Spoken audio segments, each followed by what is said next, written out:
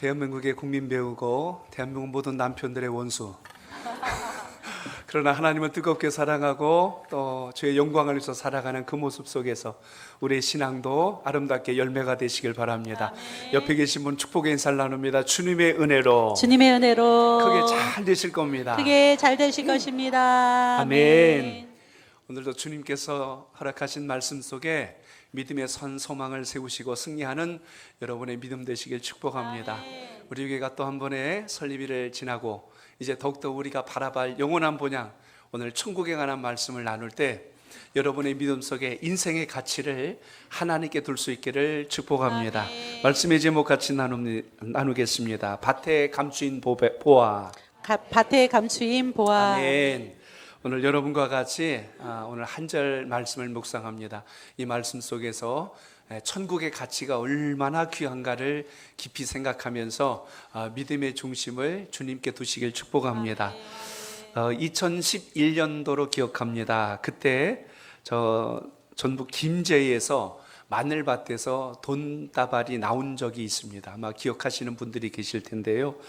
그때 5만 원권짜리로 해서 22만 1,450장 정도가 넘는 그 돈이 발견이 됐어요. 총 금액으로는 약 110억이라고 하는 어마어마한 금액이 처음 듣는 것처럼 그러시네.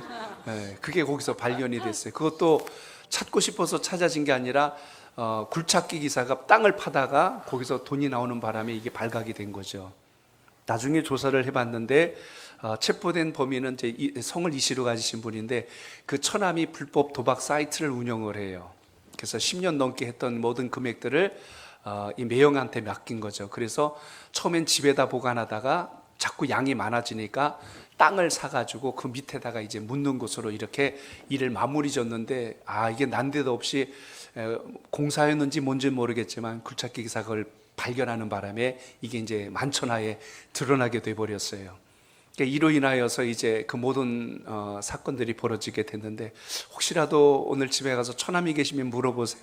맡길 돈이 있냐고 좀 한번 알아보시면 어떨까 싶은데 그 일로 제일 곤욕을 치른 사람은 당사자가 아니라 굴착기 기사였어요. 그건 뭡니까? 이렇게 발견되면은 그거에 따른 보상금이 있는데 이게 일종의 이렇게 습득물이 아니라 범죄에 쓰였던 돈이었기 때문에 그냥 200만 원 정도 포상금이 나왔던 것 같아요. 근데 사람들은 그렇게 생각하지 않습니다. 분명히 뒤로 뭔가 빼돌린 게 있을 거다. 누군가에게 엄청나게 더 받았을 거다.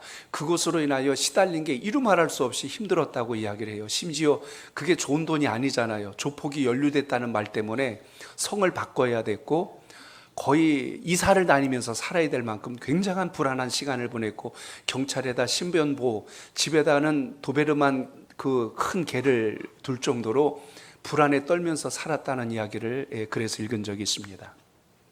돈이라고 하는 게 뭘까? 여러분의 인생의 가치를 지금 어디에 두고 살고 계세요?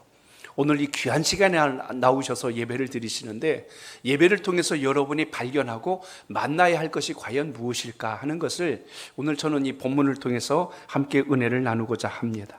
그래서 오늘 본문은 우리가 익히 잘 알고 있는 밭에서 발견한 보화의 비유로 예수님께서 천국은 마치 이와 같으니라라고 이렇게 말씀하신 뜻을 잘 기억하시고 그 은혜가 여러분 속에 있길 바랍니다. 자, 한 번 더 읽어보겠습니다. 44절 시작. 천국은 마치 밭에 감추인 보아와 같으니 사람이 이를 발견한 후 숨겨두고 기뻐하며 돌아가서 자기의 소유를 다 팔아 그 밭을 사느니라. 아멘. 오늘 이 비유는 천국에 관한 말씀입니다. 천국은 이 세상의 그 어떤 것과도 바꿀 수 없는 가장 최고의 가치를 가진 것이라는 뜻을 이 한 절 가운데 담은 것을 우리가 봐야 합니다. 그렇기 때문에 세상을 살아가면서 여러분이 좋아 보이고 이거 아니면 나 죽어라고 할 만한 것들이 아무리 있을지라도 영원히 바꿀 수 없는 게 있다면 영원한 본향 천국이란 사실을 기억하시고 이것에 대한 가치와 의미가 왜 중요한지 오늘 마음속에 새길 수 있기를 바랍니다. 오늘 본문은 예수님의 천국 비유 중에 첫 번째예요. 그래서 천국 비유가 이제 바로 이어서 두 가지가 더 나옵니다. 값진 진주의 비유, 그 다음에는 이제 그물에 관련된 비율로 이렇게 오늘 말씀이 이어져 가고 있는데요. 오늘 본문에서 우리가 발견해야 될 가장 중요한 것은 보화를 발견했을 때 오늘 그것을 얻기 위하여 밭 전체를 사는 그 밭 농사를 짓고 있는 바로 농부의 심정과 같다라는 것을 우리가 보셔야 합니다. 밭일을 하던 사람, 오늘 본문에 보면 밭을 샀다는 걸 보니까 밭의 주인은 아니구나, 소작농이구나라는 것을 우리가 알 수가 있겠죠. 두 번째는 밭을 일구는 중에 보화를 발견했는데 다른 사람들도 밭을 일구고 있었는데 왜 유달리 이 사람에게 이게 발견됐을까 하는 부분입니다. 이 한 절을 가지고 제가 계속 한 주간 묵상을 했어요. 그러면서 오늘 이 농사를 짓는 농부의 마음속에 무슨 생각을 하고 있었을까를 저는 떠올려 봤습니다. 사실 양심적으로 본다면 굉장히 불량한 사람이에요. 그 밭에 있는 보화는 자기 것도 아닌데 그 주인 겁니다. 근데 그걸 자기가 얻기 위해서 주인에게 말하지 않고 밭을 사들인 거예요. 또 한 가지 궁금한 것은 왜 다른 소작농들은 발견하지 못하고 이 사람이 발견했을까 하는 겁니다. 운이 좋다고도 말할 수 있겠지만 조금 더 깊이 생각해 보니까 그래도 이 소작농은 다른 사람들보다는 더 많은 영역에서 일을 했겠구나라는 것을 생각해 볼 수가 있었다는 겁니다. 또 한 가지 더 깊이 들어간다면 오늘 이 밭주인은 왜 몰랐을까 하는 겁니다. 밭주인은 왜 몰랐을까? 그래서 오늘 이런 전반적인 배경들을 같이 살펴보면서 오늘 본문이 담고 있는 뜻을 여러분 마음속에 잘 새겨서 하나님의 백성으로 천국 백성으로 승리하는 신앙이 되시길 바랍니다. 그렇다면 여러분, 사실 오늘 이 농부를 또 제가 생각해 봤어요. 사실 밭 사지 말고 거기 숨겨놓고만 싹 가지고 가버리면 그게 훨씬 더 이득이 아닐까라는 생각도 혹 가질 수가 있다는 겁니다. 자꾸 안 좋은 쪽으로 생각하니까 별 생각이 다 드는 거예요. 근데 여러분, 제일 궁금했던 건 왜 주인은 몰랐을까 하는 거예요. 주인은 왜 거기다 숨겨놓은 걸 몰랐을까? 오늘 이 문장의 배경들을 잘 생각하면서 우리가 알아야 될 게 하나 있는데, 오늘 13장에 주님이 이렇게 비유하신 이유는 13장에 천국 비유를 하실 때 제일 먼저 하신 말씀을 먼저 염두에 두고 이걸 봐야 이해가 됩니다. 그래서 오늘 13장에 11절과 12절, 우리 두 절을 같이 보겠습니다. 11절과 12절 시작. 대답하여 이르시되 천국의 천국의 비밀을 아는 것이 너희에게는 허락되었으나 그들에게는 아니 되었나니 무릇 있는 자는 받아 넉넉하게 되되 없는 자는 그 있는 것도 빼앗기리라. 아멘. 천국의 가치를 아는 게 중요하다는 것이 오늘 말씀의 핵심입니다. 그렇기 때문에 인생은요, 너나 할 것 없어요. 가치를 아는 사람이 그 진가로 인하여서 보배롭고 존귀하게 살아가는 복을 받는다는 걸 잊지 않길 바랍니다. 자, 저를 한번 따라합니다. 가치를 알고 발견한 것이 축복입니다. 발견한 것이 축복입니다. 이스라엘의 민족 역사를 보면 우리나라 역사와 유사한 게 굉장히 많습니다. 외세 침략도 많았고요, 내란도 참 많았습니다. 그게 이스라엘의 역사예요. 지금도 이스라엘은 편치 않아요. 그 팔레스타인 주변의 그 땅을 차지함으로 인하여 가자 지구와 그리고 그 원주민들과의 갈등과 충돌로 인하여 지금도 계속하여 전쟁의 소용돌이 속에 얽혀 있는 것을 우리가 볼 수가 있지요. 우리나라도 과거 역사를 보면 임진왜란을 비롯하여 일제강점기, 6.25라고 하는 심각하고 치명적인 큰 위기들을 이겨내고 여기까지 왔다는 것을 볼 수가 있습니다. 보통 나라가 심각해지고 침략이 되거나 내란이 일어나면 멀리 피난을 가야 됩니다. 당시에도 재산을 제법 가진 사람들도 있었겠죠. 그런데 재산을 들고 피난 갈 수가 없어요. 그래서 할 수 있는 방법은 전쟁이 끝날 때까지, 난리가 끝날 때까지 안전한 곳에 숨겨둬야 하는데 제일 안전한 것은 자기 소유로 된 땅에다가 깊이 묻어두는 겁니다. 그리고 나중에 돌아와서 그것을 찾아가지고 다시 일상생활로 돌아가면 되니까 그런 방법을 취하죠. 근데 난리 중에 피난을 갔다가 만약에 전쟁에서 죽게 된다면 어떤 일이 생길까요? 내가 묻어놨던 그 보화를 찾을 길이 없는 거예요. 아무도 모른다는 겁니다. 그런 상황 속에서 오늘 본문을 우리가 이해할 수 있어야 된다는 거죠. 그렇게 본다면 지금 이 소작농은 그 땅을 소유한 주인도 그 보화를 심어놓은 원주인이 아니라는 것을 우리가 알 수가 있습니다. 나중에 그 땅을 사들이긴 했는데 거기 그게 있을 줄 몰랐겠죠. 그래서 사람들을 고용하여 밭농사를 시킨 겁니다. 밭농사를 와서 일을 하던 사람들 중에 그 한 사람인 오늘 이 주인공이 오늘 그곳에서 일을 하다가 그걸 발견한 거예요. 저는 오늘 이 장면을 가장 잘 또 묘사했던 사람 중에 한 사람을 좀 소개하려고 합니다. 1630년 네덜란드의 화가 렘브란트의 이야기는 제가 여러 번 드려서 아실 텐데요, 빛의 마술사란 말을 들을 정도로 빛의 음영을 이용하여 그림을 참 잘 그린 화가입니다. 특히 성경적 그림들을 많이 만들었는데, 많이 작품을 제작했는데, 그 중에 오늘 숨겨진 밭의 봄을 비유라는 그림을 그렸어요. 그림을 잠깐 보실까요? 네. 이게 렘브란트가 그린 오늘 본문의 이야기를 그림으로 만든 겁니다. 참 보면은 렘브란트가 참 영성 깊다는 걸 제가 이 그림 한 장에서 또 한 번 발견했어요. 왜냐하면 오늘 좀 전에 상황은 이미 설명드렸으니까 아실 터이고, 그래서 오늘 농부가 이제 밭을 가꾸다가 오늘 보화를 발견한 것이 그림 속에 담겨 있습니다. 근데 그림을 잘 보시면 오늘 그걸 발견하게 된 그 주변 상황들을 이 그림 한 장에다 잘 집어넣었어요. 뒤에 보면 거기 담쟁이 넝쿨이 막 무성하게 되어 있는 걸 보게 됩니다. 옆에 바위도 있고 성벽 가까운 곳에 있다라는 것을 통해서 우리는 농부가 어떻게 발견했는지 짐작할 수가 있어요. 다른 농부들도 이랬겠지만 여기까지는 오지 않은 거예요. 그러니까 넝쿨이 우거진 채로 그대로 있는 거고 방치되어 있는데, 이 농부는 여기까지 와서 일하다가 그걸 발견했던 것을 우리가 볼 수가 있지요. 또 한 가지는 그의 오른손에는 삽이 들려 있고, 한쪽 위에 보면 물병하고 이렇게 바구니가 있어요. 이제 빵이나 음식을 담아놨겠죠. 그러니까 이게 잠깐 일하고 간 게 아니라 하루 종일 일했다는 것을 우리가 이 그림을 통해서 발견할 수가 있습니다. 이렇게 본다면 그의 수고와 애씀이 다른 일반 소작농들하고는 좀 달리 최선을 다해서 일했겠구나라는 걸 짐작할 수가 있습니다. 제일 놀라운 것은 여러분, 저 농부의 얼굴입니다. 대부분 화가들은 자기 작품 속에다 자기 얼굴을 집어넣어요. 그래서 렘브란트가 자기 얼굴을 넣으면서 자기의 감정과 생각을 그대로 담아낸 것을 보게 됩니다. 보화를 발견했을 때 그의 얼굴이 저 뒤에 보이는 넓은 들판을 쳐다보고 있습니다. 그 표정을 보니까 누가 알면 어떻게 하지라는 불안한 마음이 담겨 있고, 마음속에는 지금 뭐가 있어요? 야, 내가 되게 중요한 걸 발견했구나 하고 굉장히 기뻐하는 이 만감이 교차되는 감정을 얼굴 표정에다 담았다는 것입니다. 이렇게 해서 오늘 렘브란트는 이 짧은 한 절의 말씀 속에서 천국에 대한 그 비밀을 발견했을 때의 기쁨과 이것을 내가 빼앗기면 안 되겠다는 생각을 갖게 되자 이 밭 전체를 내가 사야 되겠다 하는 마음을 가지고 자기의 소유를 다 팔아서, 그러니까 오늘 본문에서 포인트로 잡을 수 있는 말씀이 무엇이냐면 자기의 소유를 다 팔았다는 거예요. 내 인생의 가장 중요한 것을 발견했을 때 무엇과도 바꿀 수 없는 내 전부를 걸고 그것을 소유했다는 것을 보게 됩니다. 사랑하는 성도 여러분, 여러분 삶 속에 인생의 가장 귀한 가치의 기준을 어디에 들고 삽니까?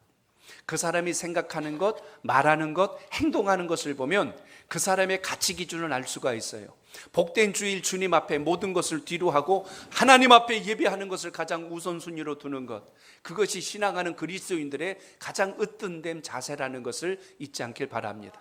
하나님이 여러분에게 물질의 소산을 허락하시고 모든 생업의 복이 주님으로부터 온다는 걸 기억하고 온전한 10의 1조를 드리고 여러분에게 재능을 맡겨주신 것을 알고 하나님께서 맡겨주신 일에 성실함으로 충성을 다할 때, 그것이 내 인생의 가치를 주님께 둔 사람의 신앙적 표징이란 사실을 잊지 않길 바랍니다. 그러므로 오늘 농부의 행위를 통해서 우리가 봐야 할 것이 바로 그겁니다.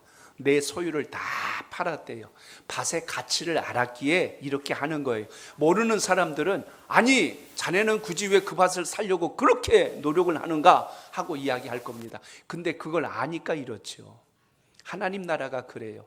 똑같이 주의 복음을 들어도 어떤 사람은 인생을 바꿀 수 있는 전환점으로 삼지만 어떤 사람은 귀뚱으로도 안 들어요. 그게 나랑 무슨 상관인데요 하고 자기 뜻대로 살아갑니다. 세상 살아가는 모습을 보면 예수 믿는 사람이나 안 믿는 사람이나 사는 모습은 거의 비슷합니다. 밥 먹고 사는 것, 직장 생활하고 돈 벌고 사는 것 똑같이 보입니다. 그러나 주님을 만나고 신앙하는 우리들은 하나님 나라의 영광을 위하여 공부를 하고 직장 생활을 하고 사업을 하고 이 땅의 모든 일들을 해나갑니다. 이유는 주님의 영광에 있어요.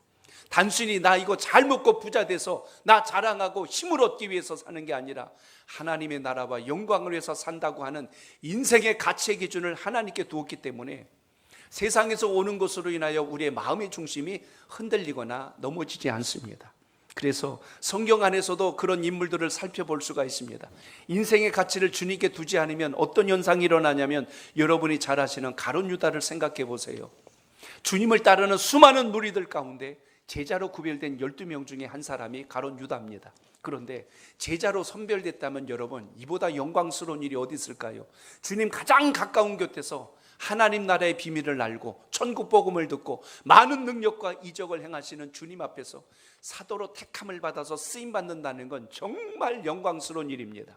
그런데 가룟 유다가 주님을 이렇게 따라다니다가 3년쯤 되어서 주님이 십자가를 지러 가신다고 하니까 가룟 유다 마음에 혼란이 왔어요.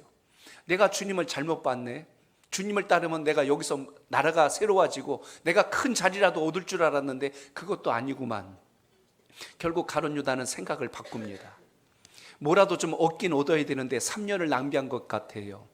그래서 제사장들에게 가서 예수님이 어디 계신지 그 위치를 알려주는 역할을 하고 은 30에 예수님을 팔아버립니다. 결국 3년 동안 주님 따라서 다니면서 얻은 것이라곤 은 30이 전부였어요. 주님의 가치를 돈으로 바꿔버린 인생입니다. 오늘 그러나 주님을 따랐던 제자 가운데 베드로가 있습니다. 베드로는 예수님을 만났을 때 이렇게 고백해요. 주는 그리스도시요 살아계신 하나님의 아들이십니다. 똑같이 주님을 만났는데 베드로는 하나님의 아들 되신 주님을 고백했고, 가룟 유다는 은 30에 주님을 팔았다는 겁니다. 가치의 기준이 달랐어요. 똑같이 오늘 이 자리에서 여러분 예배 드리시지만 주님께서 주시는 은혜와 그 삶으로 결단하고 살려고 하는 결단이 있는 사람과 그냥 한 시간 앉아있다 가는 사람하고 인생이 같을 수는 없어요. 오늘 그러기 때문에 오늘 본문을 통하여 여러분 한 가지 우리가 기억하셔야 합니다. 가치의 기준을 잘 알고 발견해야 여러분의 삶에 진정한 복이 있다는 것을 기억하시고 그렇게 주님을 만나시고 신앙하는 여러분의 믿음이 되시기를 축복합니다. 또 하나 오늘 말씀에서 발견할 수 있는 중요한 부분은 저를 따라합니다. 진실하고 성실해야 합니다. 성실해야 합니다. 소장농은 자기 밭이 아니에요. 열심히 일하건 대충 일하건 하루 일과 끝나면 자기 삭 받아가지고 가면 됩니다. 그런데 오늘 본문에 등장하는 이 소장농은 그 밭 전체를 성실하게 일구다가 오늘 보화를 발견했어요. 그 밭을 일구는 사람이 이 소장농 한 사람이 아니라 여러 사람들이 있었는데 왜 이 사람에게 발견됐다고요? 남들이 하지 않는 곳까지 성실하게 일한 겁니다. 신앙생활을 할 때 사람 보이려고 체면 때문에 하지 마시고 주님 보실 때 정직하고 신실하게 신앙할 수 있길 축복합니다. 그것이 여러분에게 진정한 복이 되고 상급이 된다는 사실을 오늘 가슴에 새기시길 바랍니다. 오늘 본문에 나타난 이 소장농은 여러분 그 밭을 사기까지 그의 했던 일의 과정을 보면 운이 좋아서가 아니라 자기가 해야 할 일을 성실하게 진심을 담아서 열심히 다했다는 겁니다.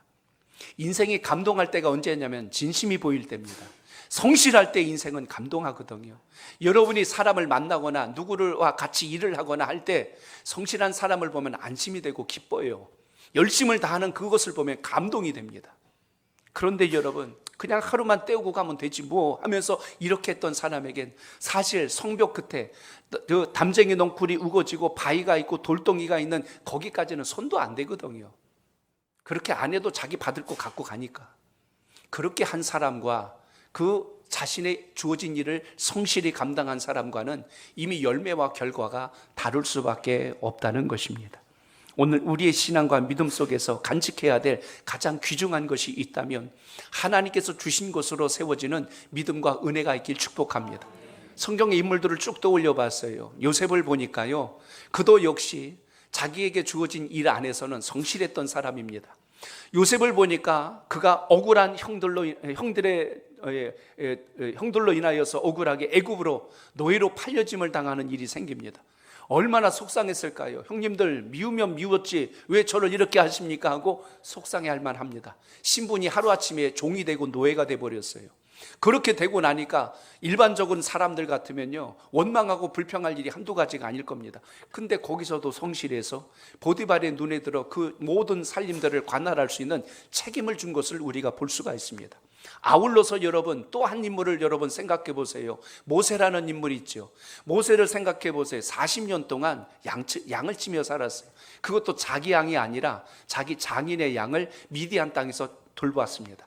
그의 신분은 어려서 40세까지 애굽에서 왕자의 신분으로 지냈던 사람이, 근데요 애굽인을 쳐서 죽임으로 인하여 미디안 땅에서 살인자가 돼서 도망을 치고 이제 40년 동안 양을 치면서 내 인생은 이제 평생 양치다 끝나겠구나. 그래서 자기 인생을 비관한 게 아니라 자기가 해야 할 일을 성실히 수행하고 있다가 누굴 만납니까? 하나님을 만나요. 모세야 모세야, 내가 선 곳은 거룩한 땅이니 내 발에 신을 벗으라. 하나님의 음성을 듣게 됩니다. 그래서 사명이 그에게 임하여 쓰임받는 사건을 우리가 볼 수가 있죠.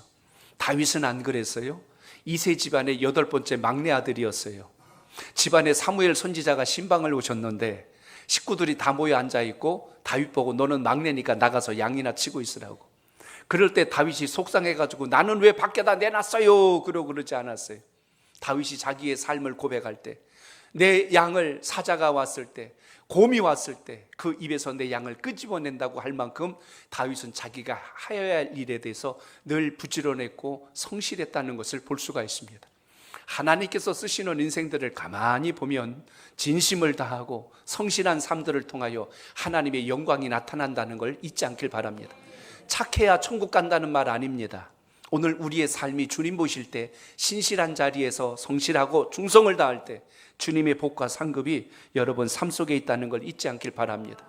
주님의 제자 가운데 마태를 생각해 보세요. 그는 세리였습니다. 당시의 세리들은 강도라고 그랬어요. 도둑이란 말을 들었습니다. 그런데도 불구하고 마태는 자기의 맡은 일을 성실히 잘 수행하고 있다가 예수님을 만나서 제자로 택함을 입게 됩니다. 오늘 여러분에게 주어진 자리가 어쩔 수 없어서 하는 일이 아니라 주님 보시기에 영광된 일로 아름답게 쓰임 받기를 축복합니다.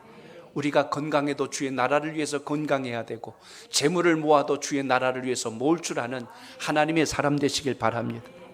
어느 회사에서 유명 인사의 추천장을 받아온 사람들을 인재로 채용하겠다고 공고를 냈어요.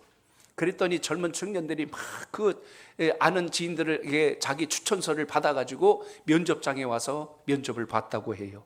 그런데 놀랍게도 추천장을 가져오지 않은 그 청년이 한 사람 있었는데 그 사람이 그 회사에 합격이 됩니다. 뜻밖의 일이 벌어져서 많은 사람들이 궁금해했고 한 직원이 그 면접관에게 질문을 했어요. 아니, 그 청년은 추천서도 받아오지 않았는데 어떻게 해서 채용이 됐습니까? 하고 이렇게 질문을 했습니다.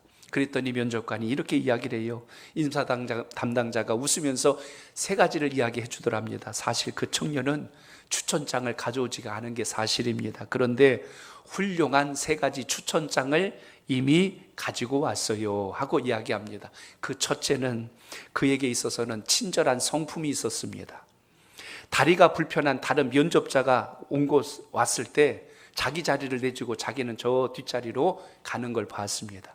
면접관은요, 그 자리에서 질문할 것만 생각한 게 아니라 그 와서 면접 보고 있는 행동을 보고 있었어요. 근데 그렇게 양보하는 모습을 보고 그의 친절한 성품이 눈에 들어왔던 겁니다. 2번째는 사려 깊고 정갈한 성품에 이미 마음에 감동을 했다는 겁니다. 면접을 보러 왔는데요, 면접 보기 위해서 그것만 생각하고 있는 게 모든 사람들인데 이 청년은 와서 바닥에 떨어진 휴지를 주워서 휴지통에다 넣기도 하고, 그리고 옷매수를 보니까 정갈하게 입었고 손끝을 보니까 손톱도 잘 정돈되고 때도 껴있지 않고, 그러니까 자기 관리를 철저히 하고 주변을 세심 있게 살피는 청년이로구나 하는 것을 눈여겨보았다는 거죠. 그게 2번째 추천장에 해당한다는 겁니다. 3번째는 배려심이 강했다는 것을 보았다는 겁니다. 면접이 다 끝나고 나서 앞사람을 밀쳐내지 않고 물러섰다가 천천히 뒤에서 다른 사람들을 배려하고 나가는 모습을 봤대요. 그 3가지를 보고 저 청년이다, 저 사람이다 하고 그를 직원으로 채용했다는 것입니다. 우리의 삶 속에서 보여지는 작은 습관 하나하나가 우리의 인격을 만들고 우리의 성품을 만든다는 것을 잊지 않길 바랍니다. 어느 날 갑자기 번쩍 잘해가지고 그게 특출난 것이 아니라 늘 우리가 살아가고 있는 인생의 모습이 그 사람의 실체요, 그 사람의 본질이라는 것을 기억한다면 오늘 본문에 소개된 비유로 소개되었지만 이 말씀 속에는 이 소장농이 얼마나 그 자기에게 주어진 일에 열심을 다했을까를 우리가 떠올릴 수가 있다는 것입니다. 제가 지난 금요 기도회 때 배우 차승원 씨가 한 이야기를 잠깐 좀 언급해 드린 적이 있습니다. 차승원 씨가 방송에 나와서 한마디 한 게 좀 회자가 돼서 글로 좀 읽어봤어요. 짧은 문장인데 참 의미 있게 표현했습니다. 제가 그대로 인용할게요. 능력이 없으면 열정이 있어야 하고, 열정이 없으면 겸손해야 하고, 겸손하지도 못하면 눈치라도 있어야 합니다 라고 이야기합니다. 짧은 이야기인데 참 뉘앙스가 강해요. 능력 없다고 투덜대지 말고 열정이라도 열심이라도 있어야 돼요. 열심이 없으면 차라리 겸손하기라도 하면 되는데, 겸손하지도 않다면 눈치라도 빨라야 되는데, 그러지 않으니까 여기저기서 칠 수밖에 없겠지요. 신앙생활 하면서 여러분, 하나님이 보시는 게 뭘까요? 오늘 인생의 가치가 주님께 있다는 이 본질 앞에서 여러분의 내면과 중심이 살아있길 축복합니다. 그럼 반드시 주님께서 여러분의 삶을 통하여 하나님의 크신 역사와 영광을 이루신다는 걸 잊지 않길 바랍니다. 물론 주님께서 여러분을 택하시고 여러분의 마음을 움직여서 천국 백성 삼아주신 건 맞습니다. 그러나 이제 됐다 하여서 여러분이 방심하고 안일하게 간다면 그게 과연 택함을 입은 자녀의 도리일까요? 그것은 저는 아니라고 봅니다. 오늘 주님이 여러분을 사랑하시고 하나님의 자녀로 삼아주신 게 믿어지신다면, 깨달아지셨다면 항상 하나님 앞에 성실함으로 진심으로 충성된 일꾼으로 쓰임받기를 주 이름으로 축복합니다. 아울러 오늘 저는 이 농부를 통해서 한 가지 중요한 사실을 더 나누고자 합니다. 그는 자기의 소유를 다 팔았대요. 일부를 팔았다 하지 않고 전부를 걸었다는 것을 보게 됩니다. 저를 따라합니다. 자기의 모든 것을 희생할 수 있어야 합니다. 하나님의 사람은 오늘이 최선이 되어야 합니다. 하나님이 주신 시간이 가장 귀하다면 오늘이 최선이 되어야 합니다. 나는 옛날에 이런 사람이 하고 과거를 자랑하는 사람이 아니고 나 이 다음에 열심히 잘할게요가 아니고 오늘 열심히 하는 사람이 앞으로도 아름답게 세워지고 여러분의 삶 속에 열매가 된다는 것 잊지 않길 바랍니다. 그러므로 오늘의 모습이 여러분의 모습이에요. 오늘 주님 앞에 여러분 성실한 인생으로 아름답게 붙들릴 수 있길 바랍니다. 가치의 기준을 알기 때문에 전부를 거는 겁니다. 신앙은 저는 그거라고 생각해요. 여러분이 예수님 앞에 나온 것은 이것저것 저울질하다가 이쪽이 낫겠다 싶어서 계산해서 확률이 높기 때문에 주님을 선택한 것이 아니라 저 주님 아니면 안 됩니다. 주님이 제 인생의 전부입니다. 이 세상 무엇을 갖다 주어도 저는 주님과 바꿀 수 없습니다. 이 고백이 여러분의 신앙 고백 되시길 바랍니다. 그런다고 하나님이 여러분의 것 다 뺏어가나요? 그런 분 아니세요. 하나님은 우리에게 모든 걸 맡겨주시고 청지기 정신으로 사는 인생을 통하여 사람도 물질도 환경도 바꿔가신다는 사실을 잊지 않길 축복합니다. 그렇기 때문에 오늘 여러분에게 주어진 본분 앞에서 충성을 다할 때 하나님은 가장 귀한 인생의 가치를 우리로 향하여 드러나게 하신다는 걸 잊지 않길 바랍니다. 강대상에 예쁜 꽃들이 지금 장식되어 있습니다. 꽃은 자기 아름다움을 보여줌으로 자기 사명을 다하는 거예요. 여기 마이크가 있습니다. 마이크는 목소리를 잘 여러분에게 전달하는 역할을 하면 잘하는 겁니다. 오늘 우리의 신앙과 삶이 그래요. 하나님께서 여러분 각자에게 주신 은사와 재능이 있는데 그걸 통해서 영광을 잘 돌리면 최고의 인생을 사는 겁니다. 내게 없는 것 가지고 원망하고 불평하고 열등감에 빠지니까 우리 인생을 불행하다고 이야기합니다. 하나님이 내게 주신 가장 강한 점을 가지고 주님 앞에 쓰임받기를 축복합니다. 농부는 가진 게 없는 사람이에요. 그러나 성실했습니다. 그리고 밭의 가치를 알게 되자 자기가 할 수 있는 힘을 다하여 모든 것을 동원하여 밭을 사들였다라고 했습니다. 무엇 때문에요? 그 밭에 보화가 있다는 걸 알았기 때문에 그래요. 예수님을 열심히 믿는다는 건 미쳐서 열심히 하는 게 아니라 주님의 가치를 알기 때문에 복음의 본질을 붙들었기 때문에 신앙의 결단을 가지고 살아가는 겁니다. 오늘 여러분에게 그 믿음이 있기를 바랍니다. 마태복음 19장에 보면 부자 청년 이야기가 나옵니다. 한 부자 청년이 예수님을 찾아와서 질문을 했어요. 예수님, 내가 무슨 선한 일을 하여야 영생을 얻을 수 있겠습니까? 사실 부자는 예수님께 칭찬받고 싶었어요. 제가 율법도 다 잘 지키고 모든 거 잘합니다. 제가 이제 어떻게 해야 영생을 얻을까요? 그러면 생각하기를 너는 참 말씀도 율법도 잘 지키고 하나님 말씀대로 살았으니 너는 마땅히 영생을 얻을 것이니라 이렇게 축복받을 줄 알았거든요.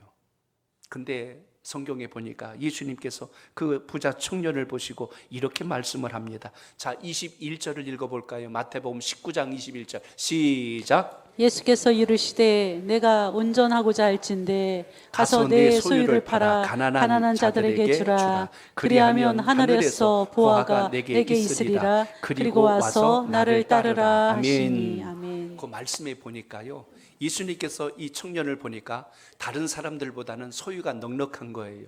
그가 가진 장점이 있고 그가 가진 강점이 있다면 소유의 넉넉함을 보신 겁니다.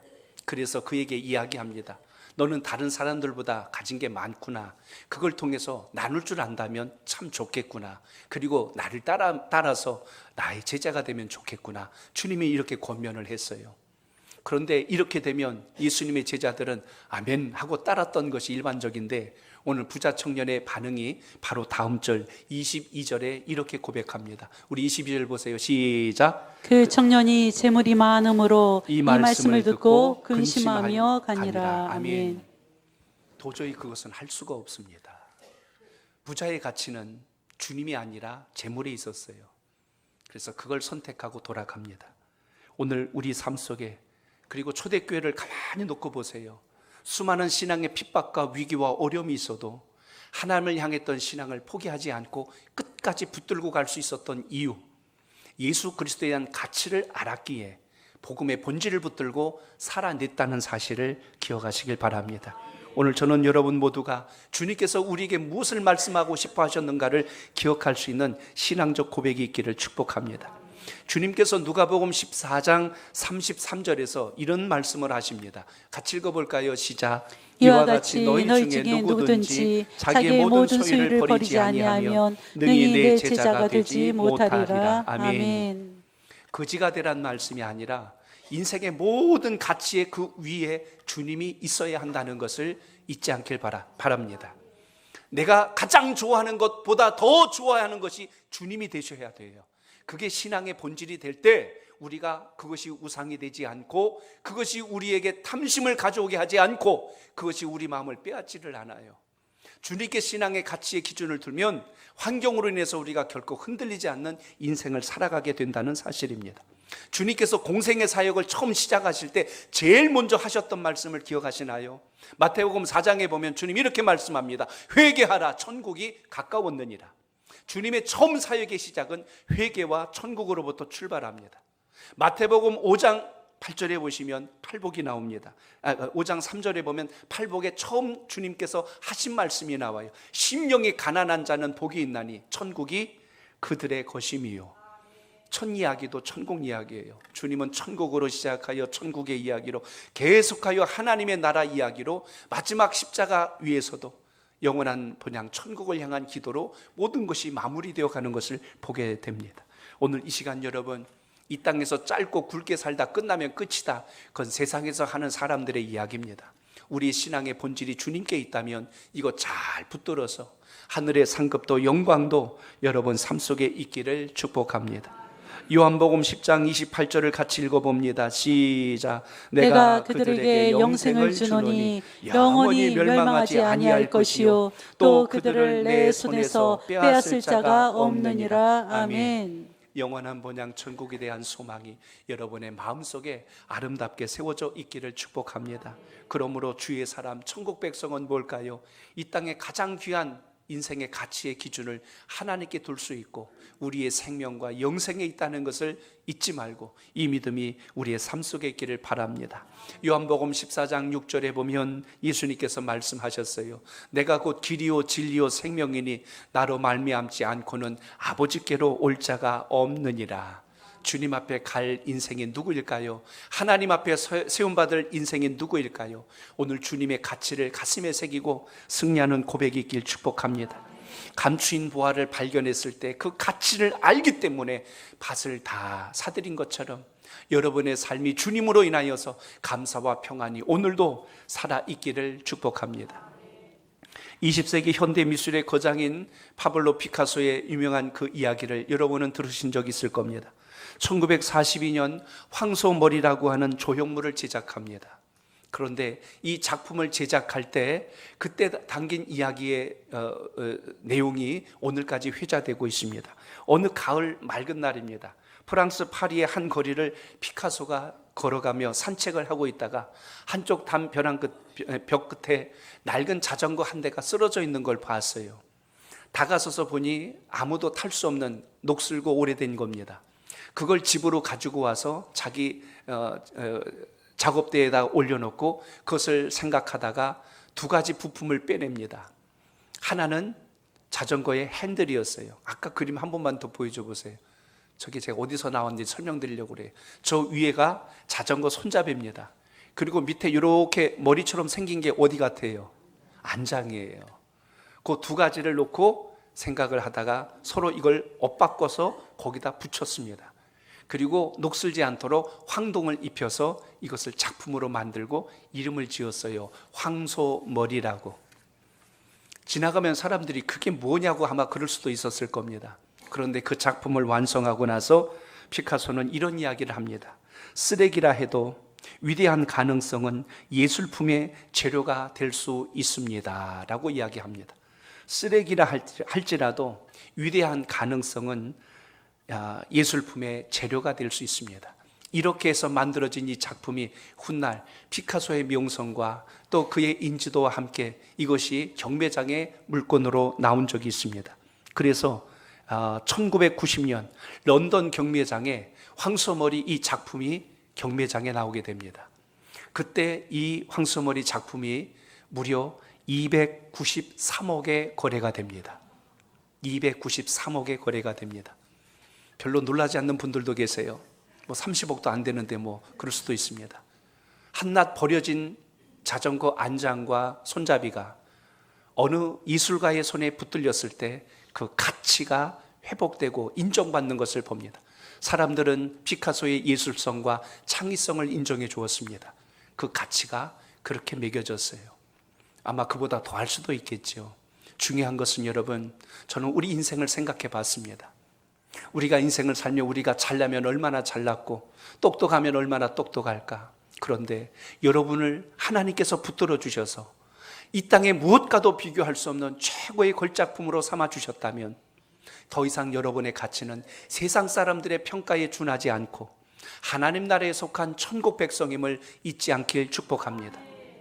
그렇기 때문에 여러분은 세상에서 말하는 상품이 아니라 우리는 하나님의 손에 붙들림 받은 최고의 걸작품이라는 것을 오늘도 기억하시길 바랍니다.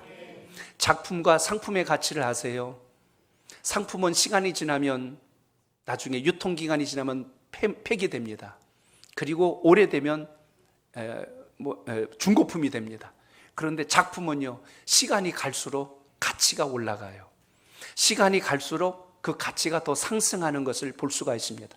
상품은 똑같은 제품들이 널려 있지만 하나님께서 만들어주신 작품은요, 하나밖에 없어요. 모조품은 있을 수 있지만 그 작품은 유일하게 하나입니다. 마찬가지로 우리가 천국 백성 하나님의 자녀로 부름받았다면 우리 스스로의 가치를 우습게 여기지 말고 하나님 나라에 속한 자로 가장 보배롭고 존귀하게 살아가는 천국 백성 되시길 축복합니다.